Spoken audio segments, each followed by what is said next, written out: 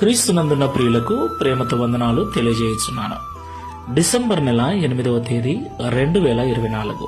ఈ రోజు దేవుడు మనకు చేస్తున్న వాగ్దానం ఏమిటనగా యెషయా గ్రంథము 55వ అధ్యాయము 3వ వచనం. చెవియొగ్గి నా యుద్ధకు రండి, మీరు వినిన ఎడల మీరు బ్రతుకుదురు. ఆమేన్. నా ప్రియమైన సహోదరి సహోదరులారా, ఈ లోకంలో జీవిస్తున్న మనమందరం కూడా ఏదో ఒక రోజు ఖచ్చితంగా మరణిస్తాం.